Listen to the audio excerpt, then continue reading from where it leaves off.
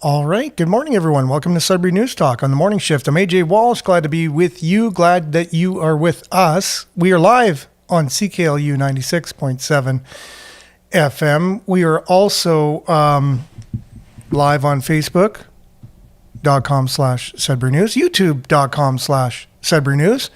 For all things Sudbury News, visit Facebook.com/Sudbury News, because you'll see all the latest things shared that we're going to be talking about on Sudbury News Talk. If you want to see all of the news in Sudbury on one website, you just go to sudbury.news and it's all there. And you can see that anytime you like, just by punching that thing into the internet.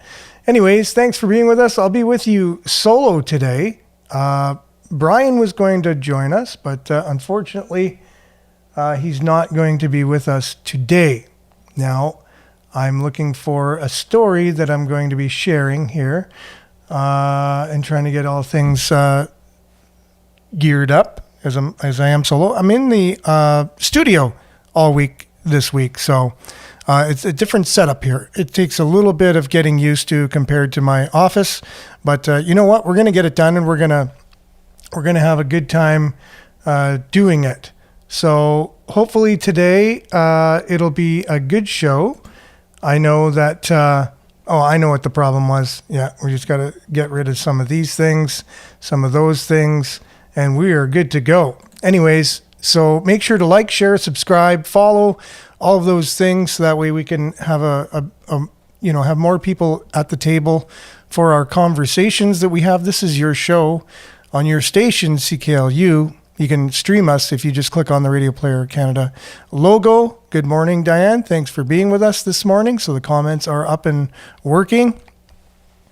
Also, if you want to listen to us anywhere, anytime, you just download the Radio Player Canada app on CKLU's website, and you can listen to us anytime, anywhere on your favorite device. So thanks again for being with us. We know we have a small community of those that have been with us for quite some time, and it is growing each and every day. We see more and more people on, so I appreciate that, and thank you very much. There's lots to talk about today. The weekend, including Friday, a lot of headlines, a lot of news to do with Sudbury and our country, which has to do with Sudbury, took place. I want to be able to cover as much as I can about it. So the Wolves played Thursday, Friday, and Sunday. So we want to cover a little bit of that. And the weather was very interesting yesterday. If you live in Sudbury, you know what I'm talking about. So, and it was interesting Saturday and Sunday, a bit of a contrast. So let's get right into it today. Without further ado, here's your weather, brought to you by sudburyweather.ca. We'll be right back with the weather.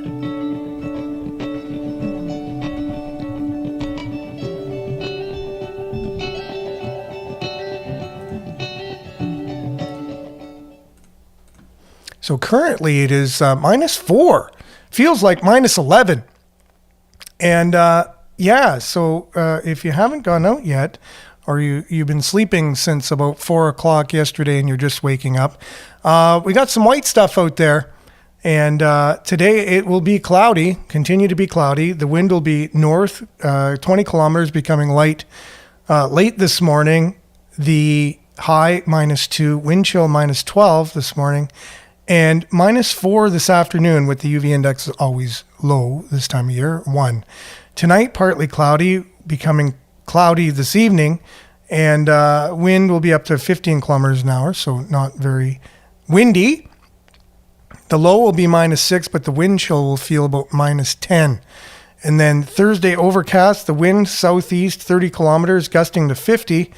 The high will be +3, but with the wind chill, it will feel like -10. Here's your long range forecast. Tuesday, November the 29th, that is tomorrow.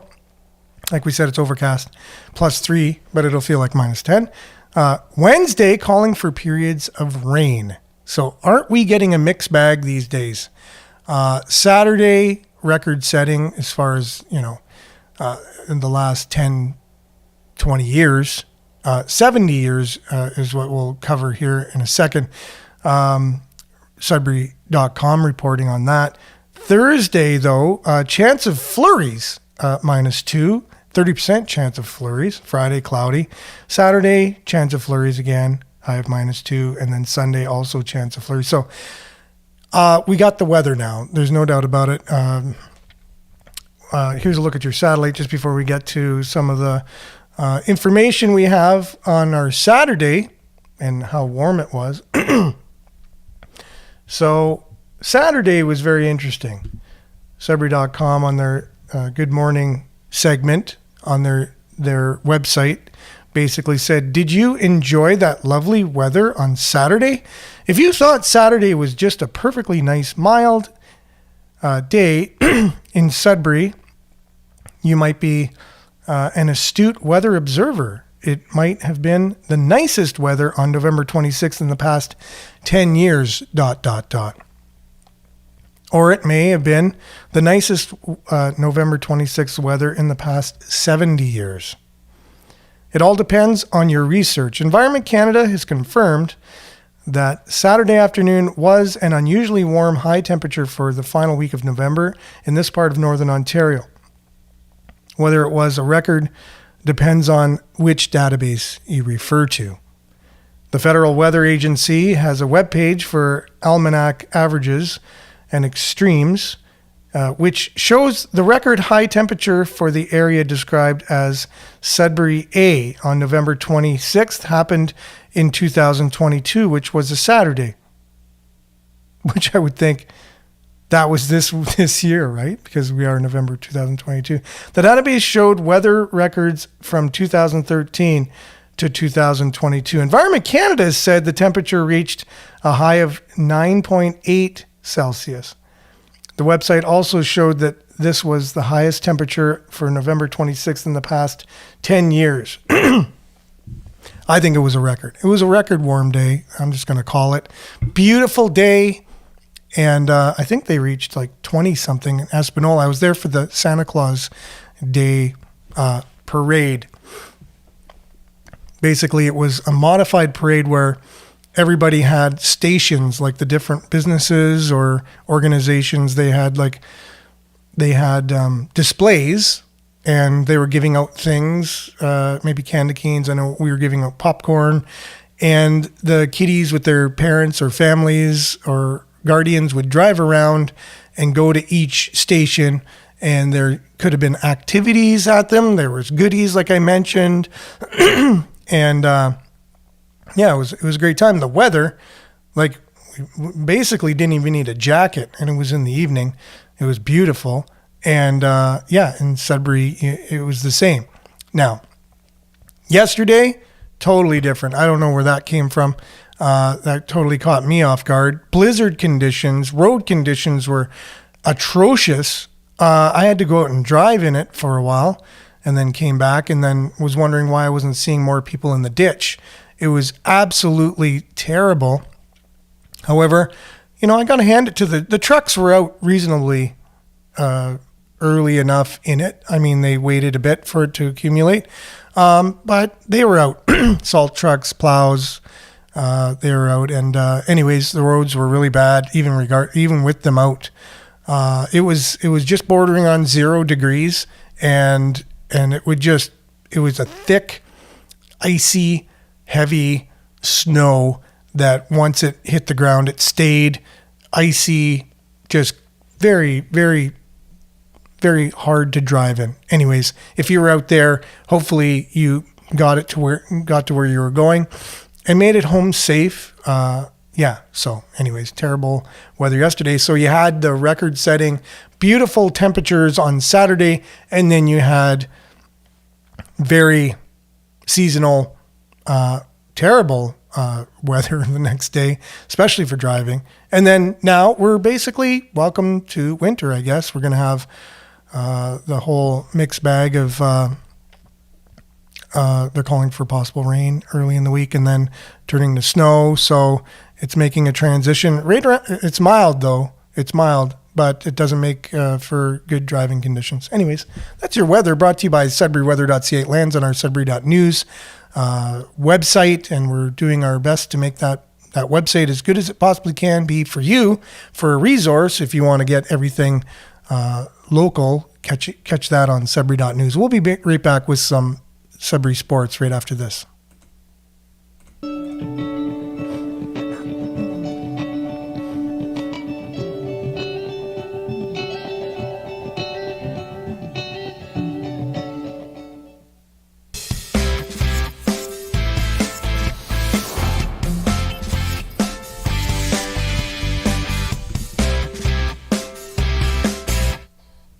All right, Sudbury Sports, brought to you by SudburySports.com. That's Sudbury Sports Guy's website, SudburySports.com. Randy Pascal, everything Sudbury Sports. The Wolves were in action, like I had mentioned.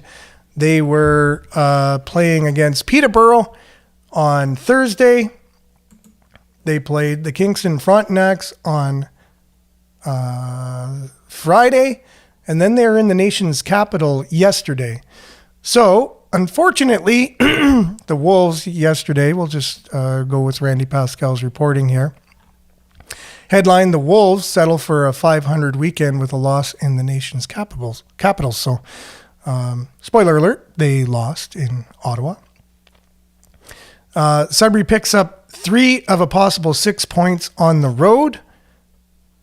Over the course of the first 2 months of the OHL season, the Ottawa 67s have very gradually created some separation between themselves and their 9 other Eastern Conference foes. Sunday afternoon, the nation's capital, it was a bit of a single game as a microcosm of the season for the league's front runners, boasting a 19-4-0 record, deadlocked at 1-1. So the game began, rather close. It was 1-1. And the visiting Sudbury Wolves midway through the contest basically took a bad penalty, and that was the TSN turning point. And the Wolves ended up losing the game 5-1. However, you know what? They had a chance. They were in it. And again, it was just bad penalties. Unfortunately, there was no need for the penalty that basically turned the tide of momentum into the Ottawa 67s camp. But anyway, so they ended up losing that, but it wasn't a surprise. Ottawa has only lost, 4 games the whole season.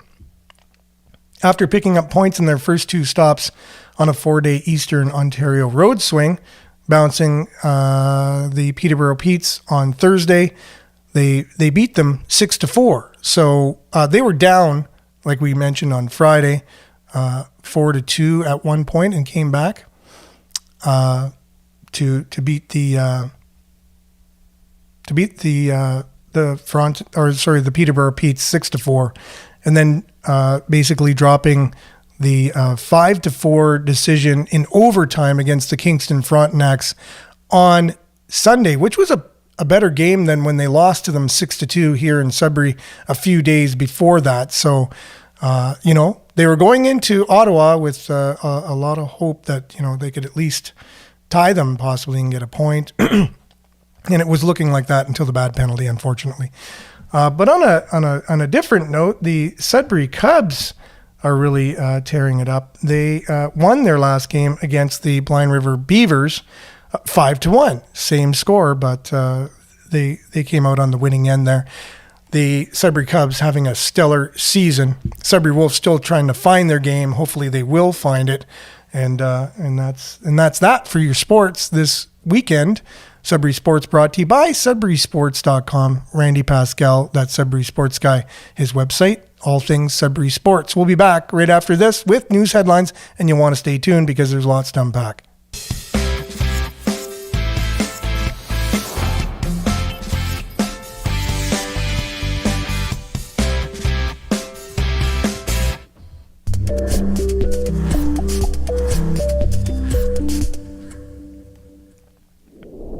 All right, so let's just go through everything. I'll get people's comments back up on the screen here so I can see where we're at. All right, so Sudbury enjoyed almost a record warm temperature on Sunday or Saturday. We just covered that. And then crappy weather, record crappy weather. I don't know, it wasn't record, but anyways, crappy weather on Sunday.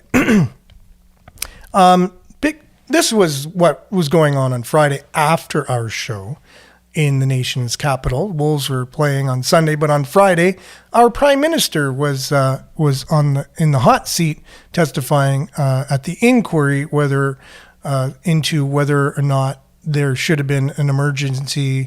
The Emergencies Act should have been invoked when the truckers were protesting in Ottawa. Very divisive subject around most kitchen tables, and I guess we heard it right from the horse's mouth on Friday. I don't know if you had a chance to watch that or not. I was unable to watch the whole thing, but on my breaks and my lunch at work, I chimed in and I saw, and we're going to see the CTV News, our own media, their kind of version of what happened, their kind of overview, and we'll pick that apart or unpack that after.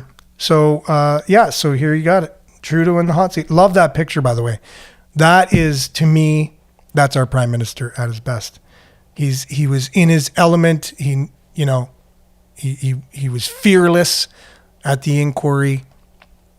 And look, he's just very relaxed. He's got the wink and the pointing the finger, kind of thing. Locally, MPs announced money for greener transit in Greater Sudbury. Sudbury MP Vivian Lapointe and Nickel Belt MP Mark Sade, along with our former Liberal Sudbury MP, now Mayor Paul Lefebvre, all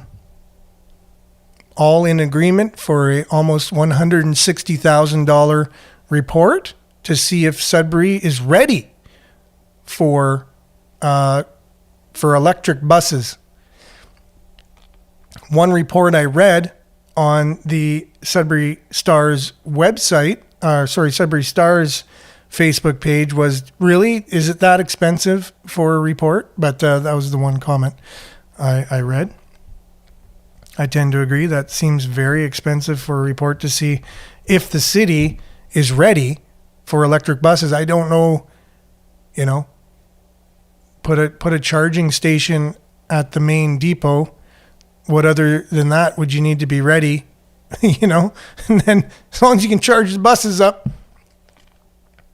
I guess maybe you need mechanics to be trained. I don't know. We'll unpack that a little bit more. Hopefully later, get time. The murders, though, in Sudbury are up, apparently, along with organized crime. 5 homicides so far this year in Greater Sudbury, firearms blamed in 3 cases. More than likely gang-related, so we'll hopefully unpack that. Good news, speaking of good news, though, All Nations Church launches 7th Mountain of Mittens campaign. Mittens, toques, can be dropped off at the church until December 25th. And if you're wondering where it is, it's right on the hill there. You can see that it's got a pyramid and a dome right beside a pyramid. You get to it by going up the Lourdes Street hill, get on Howie Drive, and then you take a left on St. Raphael, and then you take a right to go up the hill to get to All Nations Church. So not the easiest, like you can see it when you're on the Kingsway, but in order to get to it, that's how you got to get to it. Not the easiest to get to if you haven't been there before, but that's how you get there. And it's a great cause, and you can drop off all your mittens, toques, anything to keep people warm during the winter would be much appreciated. Here's an interesting story that I hope we have time to unpack. New addiction treatment center announced for North Bay, not Sudbury. One of the things we have seen over and over again in the North has been underrepresented with things like looking after other people's mental health and addictions. So Michael Tribolo, Associate Minister of Mental Health and Addictions, said that for Ontario.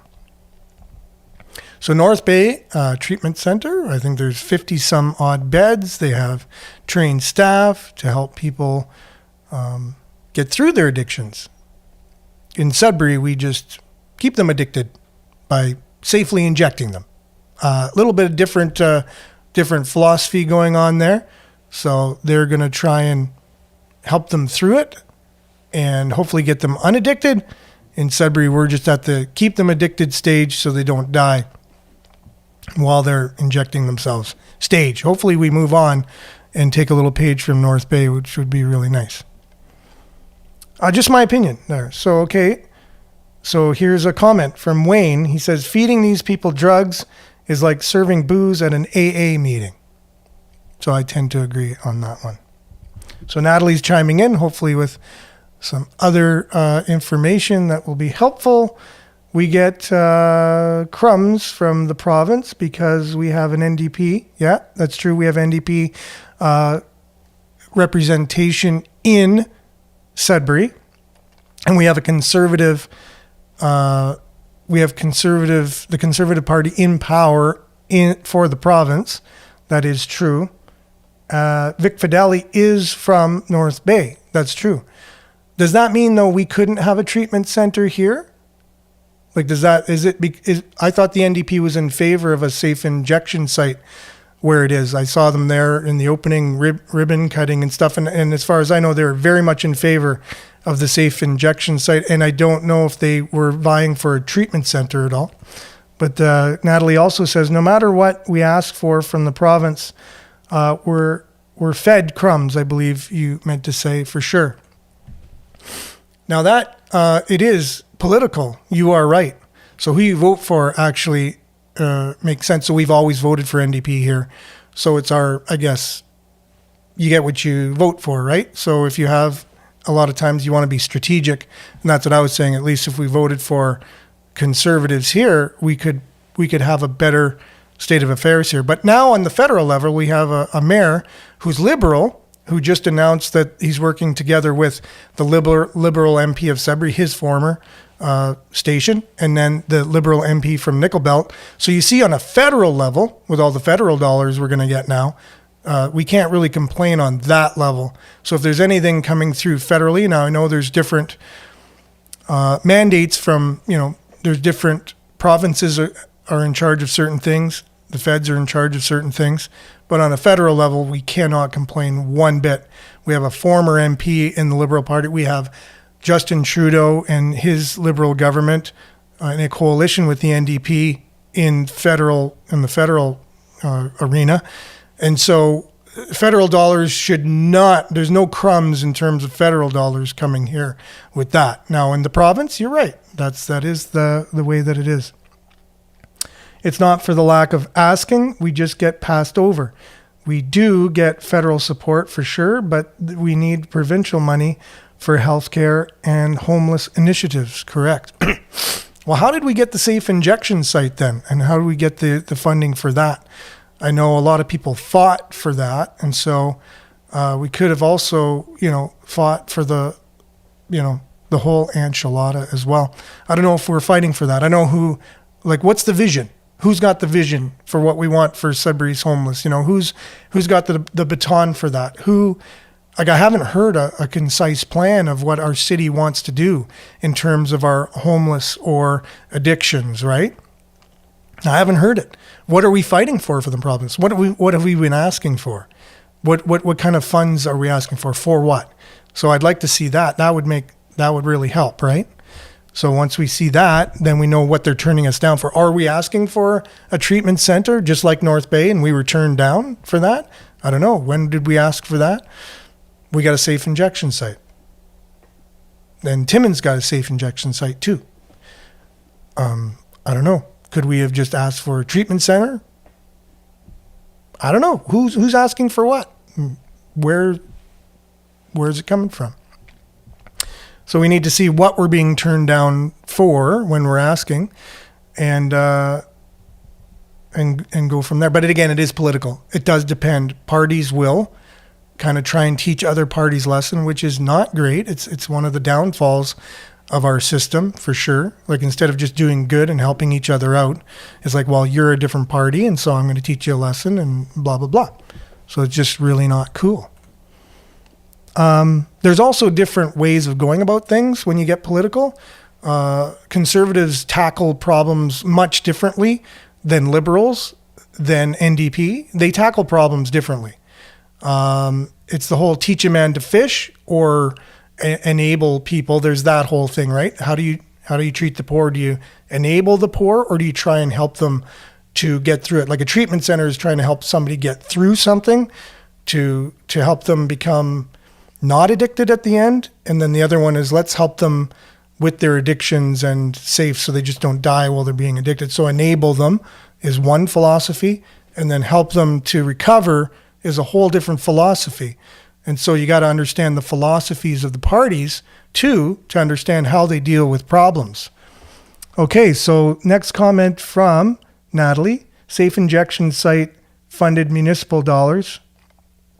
Promises from the province, but money hasn't come in yet. 1.1 million from the city so far, and nothing reimbursed yet, sadly. Okay.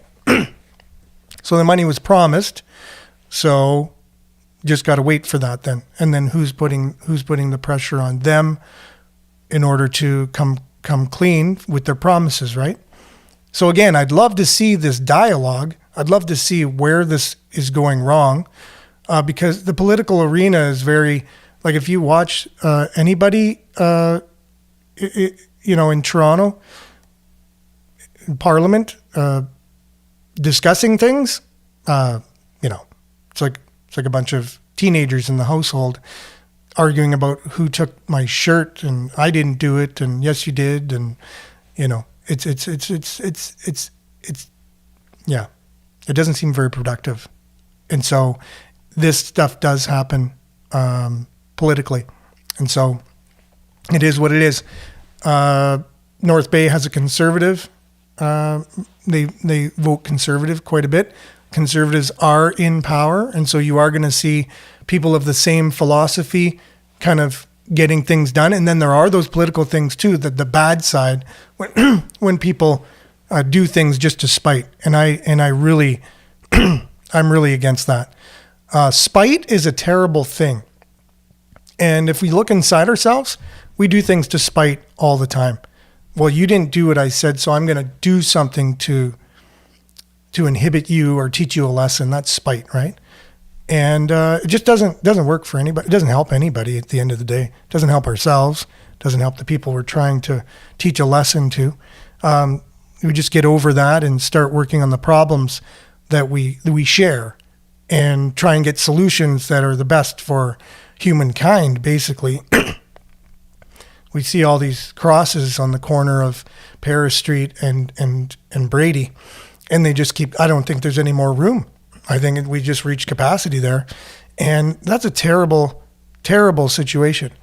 And so far, we don't have the solutions for it. We don't have something that's going to help it. And my point of view is just a breakdown of society. It's not a Sudbury-centric thing.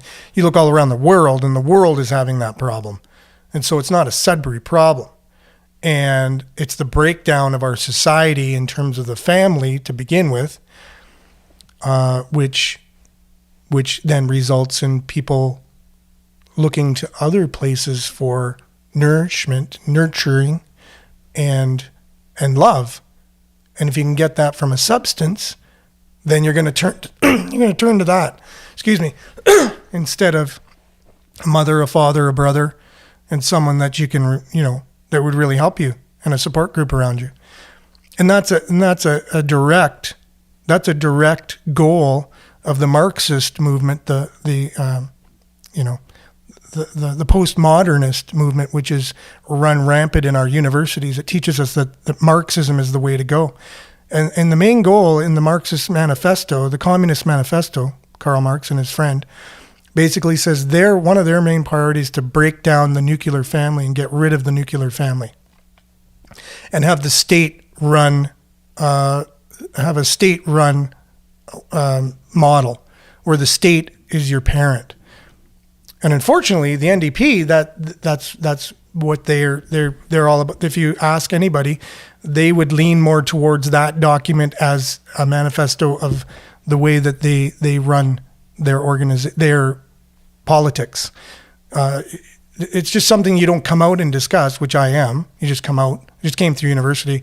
I was just taught Marxism. Basically, it was like a religion in university. But if you actually read the ideology of it, this is what we're getting now in our society. This is the result of going down that road. There are many people saying, no, you don't go down this road. It's the socialist road. It's going to lead to these things. And now we have them. And now we're wondering, how do we deal with these things? And then we end up arguing with each other on our beliefs and how we can deal with them. But at the end of the day, you're going to have people passing out, and dying on our streets they don't even have a place to live in one of the most richest, worlds we've ever had, richest societies. It is terrible. It just really is. And so I hope to, and if this is news to people and they didn't know that, when you hear Marxism or, postmodernists and all this stuff and being, what's the word?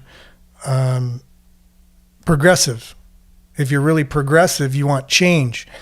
And unfortunately, a lot of times you throw the baby out with the bathwater when you want change. You just change things for the sake of change, and you don't realize there was foundational things under your change, and now you got to start from scratch, but nobody has a clear idea where they're going. They're not building on things that have been built up. They're tearing down for change, and then they don't really have a clear understanding of what they're going to rebuild and what they're going to put instead of that. Like, let's take prayer out of the schools. Let's take God out of everything. Let's take Christ out of Christmas because it's offensive. But what are you replacing that with? What are you having instead of that? Nobody's really thought about that. Nobody's really in the driver's seat of that. So it's confusion is what it ends up being on high government levels, on regions, and on cities and in homes. There's no foundation of anything anymore. It's all being torn down, which is the Communist Manifesto. That's the mandate, to tear everything down. Capitalism is terrible. It's bad. It's the worst thing that ever happened to anybody. And it's the devil. And there's certain people out there. Good morning, Julia. How are you doing? And so it's and I'm going on a rant right now, and I wasn't prepared for it, but anyways, just off the top of my head. But people really should understand the basics of politics.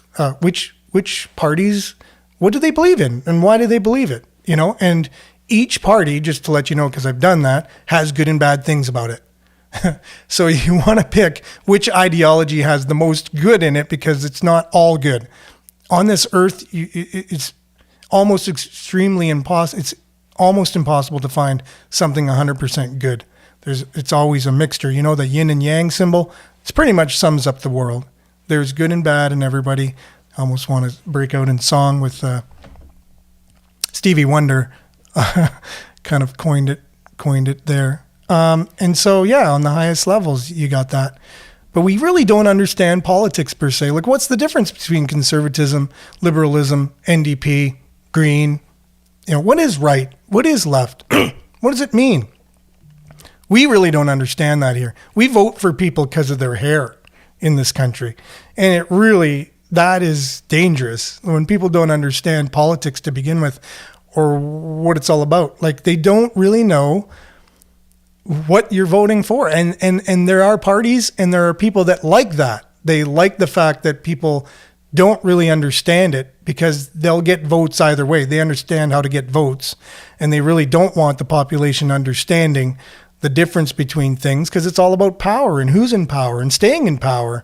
It's not about the people and what they need and how we can help them with their needs. It's really backwards in a lot of ways. And so to find genuine people who actually truly just want to help their fellow person, and then get into the political realm and stay there and stay kind of pure of mind and heart like that, good luck. Like, that's really, and get to the highest levels of politics, and along the way, a little compromise here, a little compromise there, a little funding from this guy, a little funding from that guy. Vote for best plugs. That's funny. Yeah, because a lot of our politicians, by the time they reach the age, they kind of need plugs. So a good friend of mine who should know the difference between, we have a lot of discussions, and I thought he understood politics because of all of our discussions. He says, "Oh, I voted for this guy because it's the only guy I recognized his name." And that's why he voted for that person. Hey, that's what most people do. They go to the polls.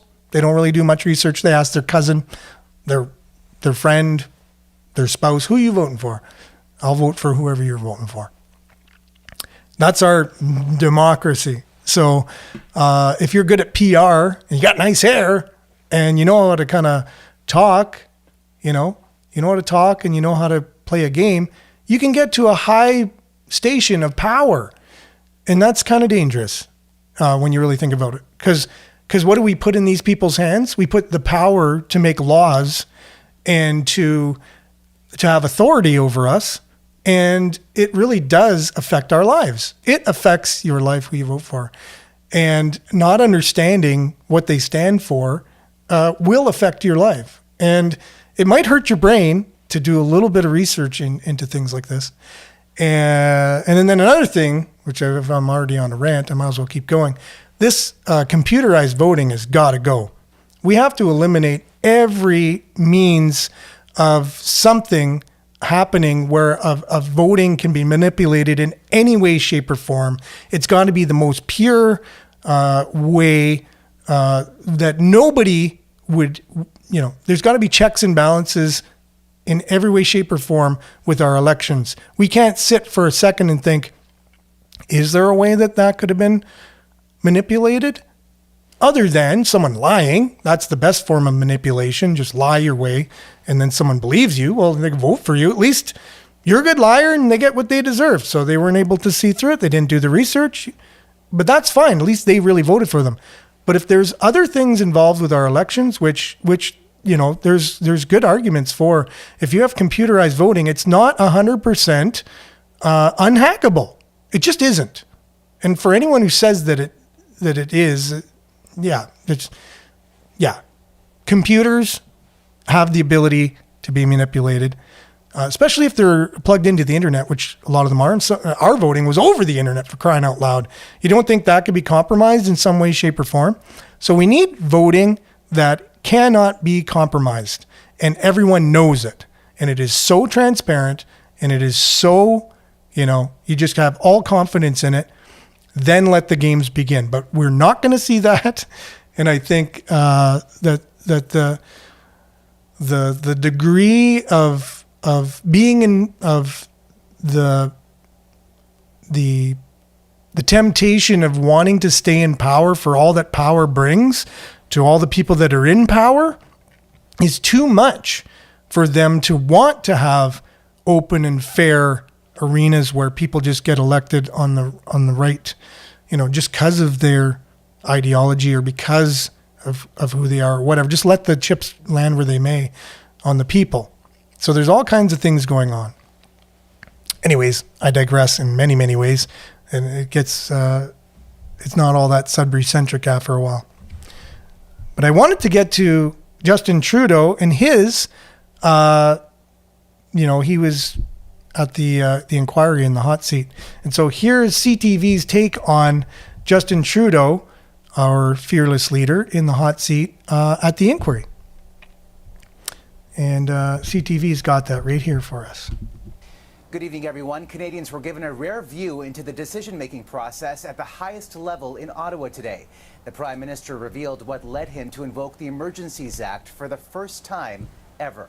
We were at a moment where this was the right thing to do. Justin Trudeau says he was concerned about the threat of violence from convoy protesters and the lack of a plan to remove them.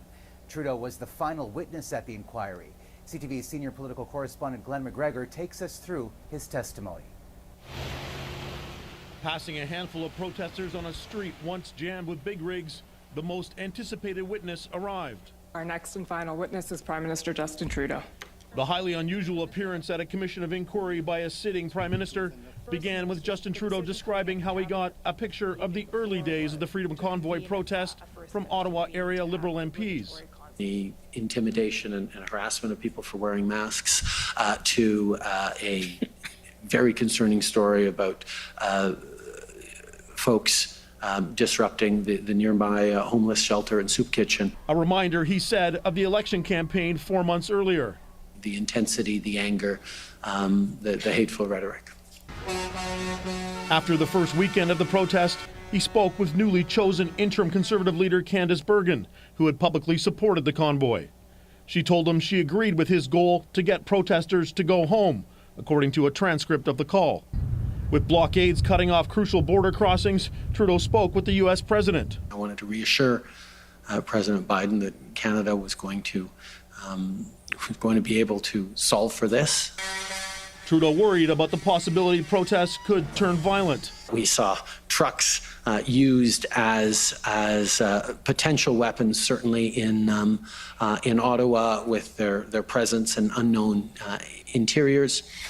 There was the use of children as human shields, deliberately. He described losing patience with the Ottawa police, unmoved by their plan to take enforcement actions. It was not, even in the most generous of characterizations, a plan for how they were going to end the occupation in Ottawa. He admitted, though, he hadn't read it. No, I rely on the inputs of the experts around me. A string of meetings with his ministers and advisors culminated on February 13th, when Cabinet agreed he should consult with provincial premiers, leading to a conference call with them the next morning.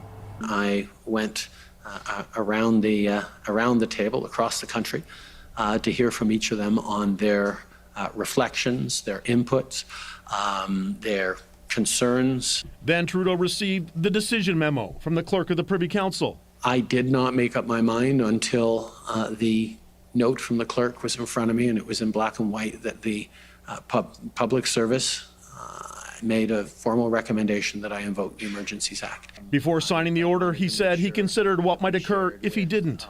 He evoked the image of women in Ottawa trying to block convoy vehicles on their street.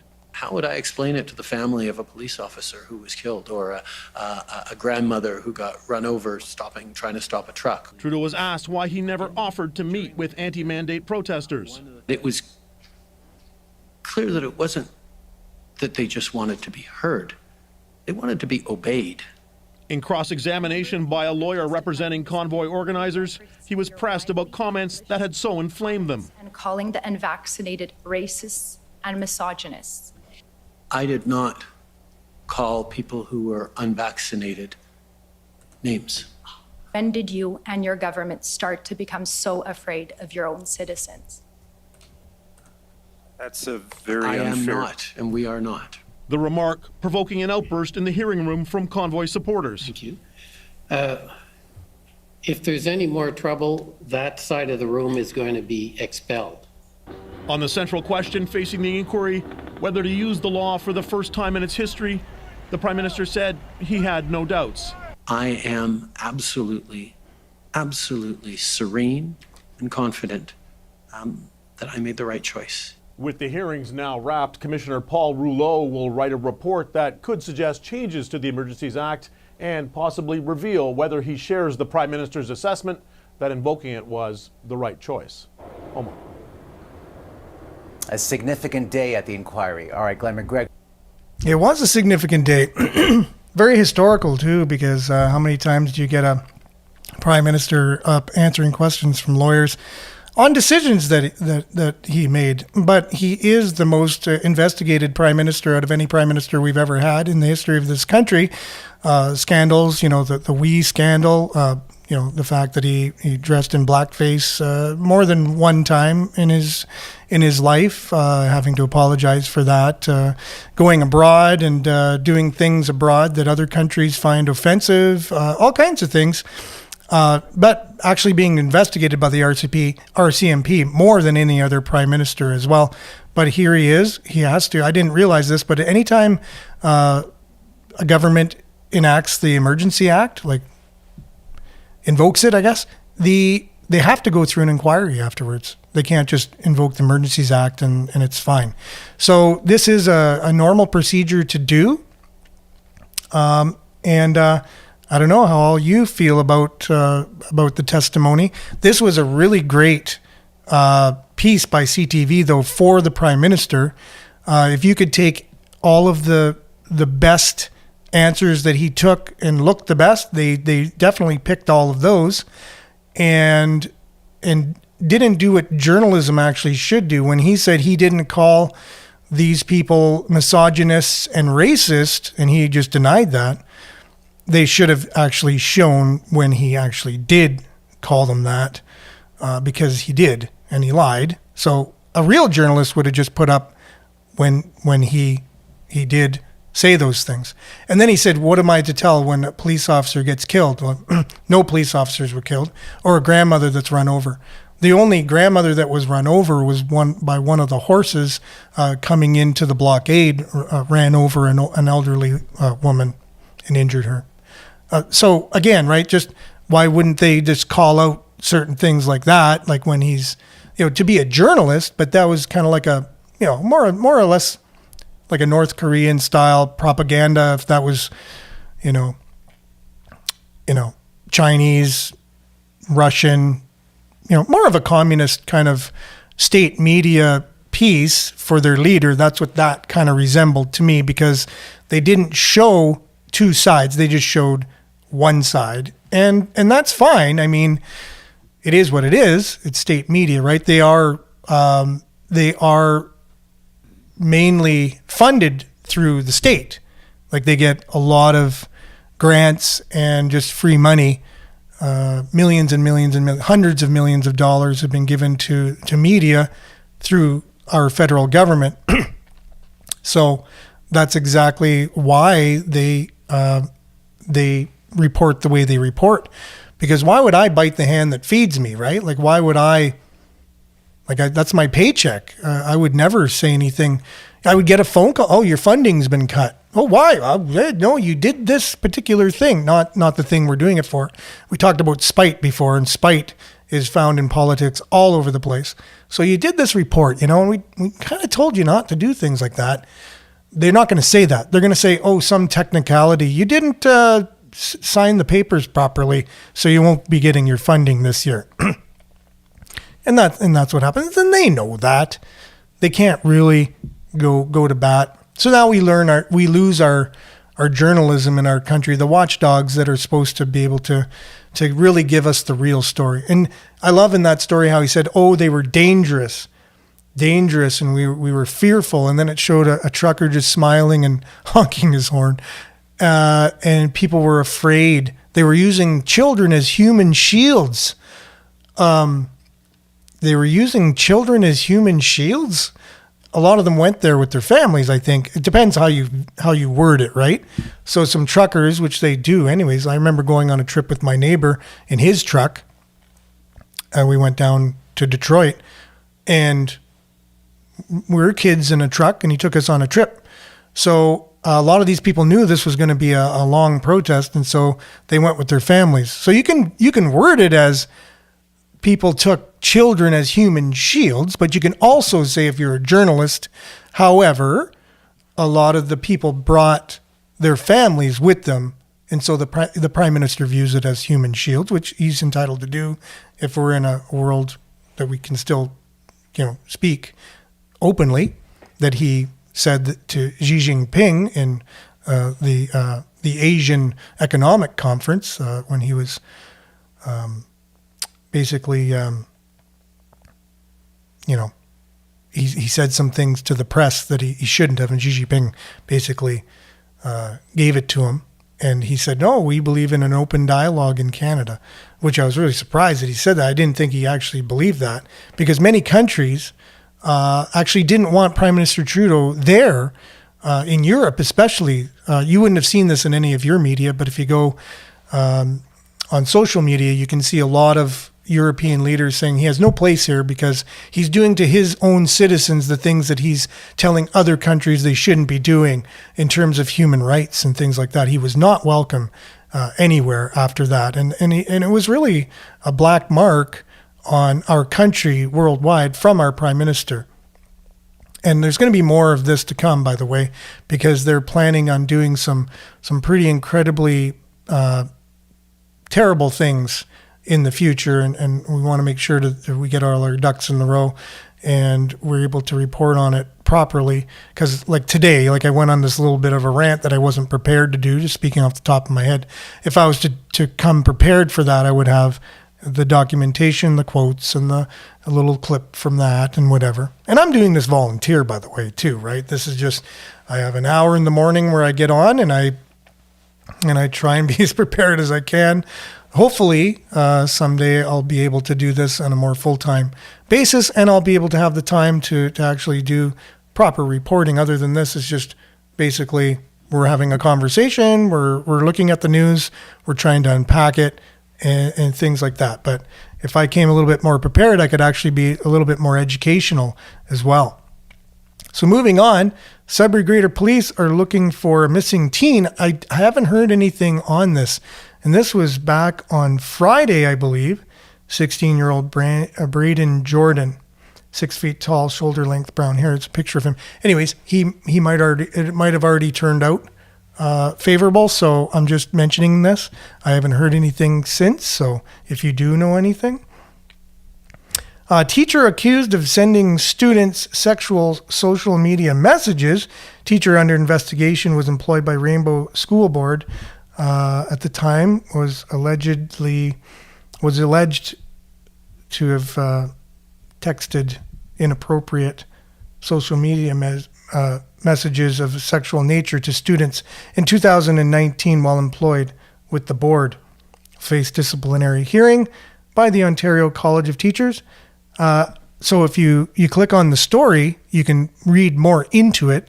There's a notice of the hearing there, and then it unpacks the story. I saw a lot of people in favor of this teacher as well.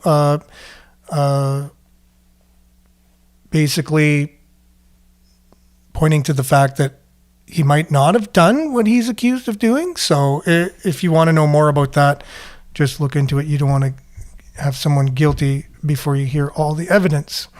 I'm hoping this teacher is found innocent.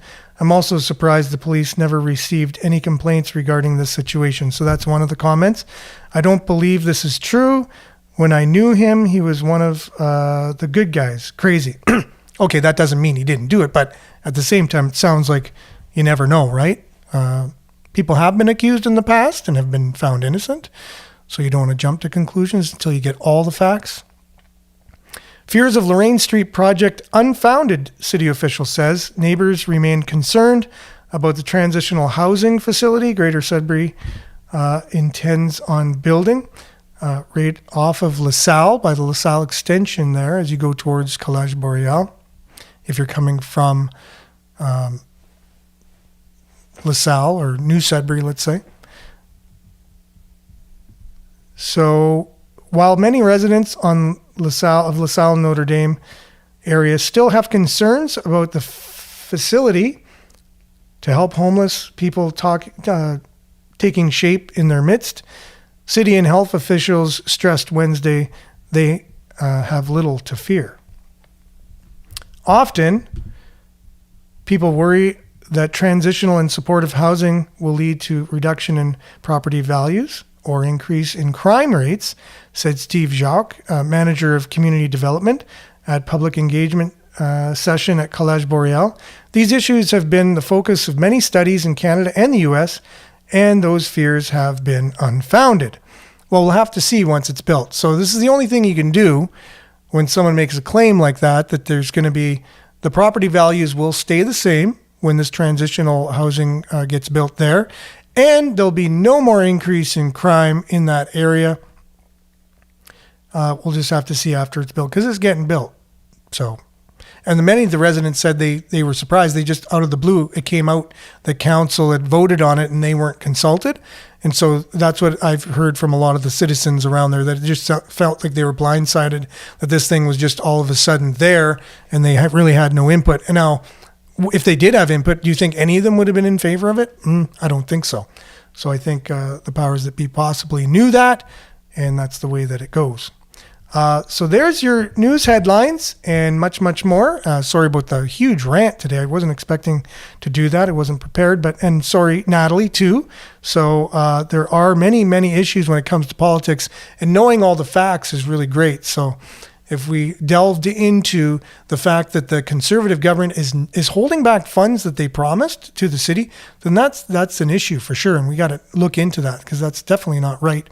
Also, what is the plan for our homeless and for the opioid crisis here? What's a comprehensive plan? Like, what are we going to do to help the situation? I feel that unless we fix the hole in the dike, then we're always going to be cleaning up the flood. That's my philosophy. But if we want to help the flood and we don't want to help the hole in the dike and fix the problem at its foundation, then what are we doing? Like, what kind of mops are we going to use? What kind of buckets? How many people?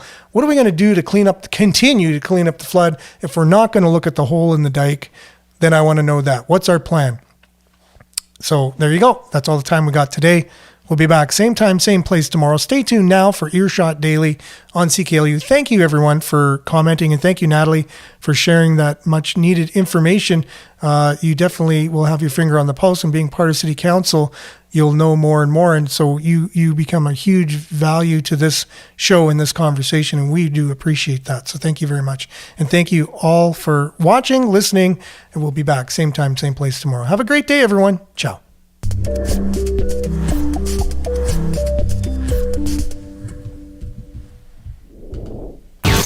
This is Sudbury News Talk on the morning shift.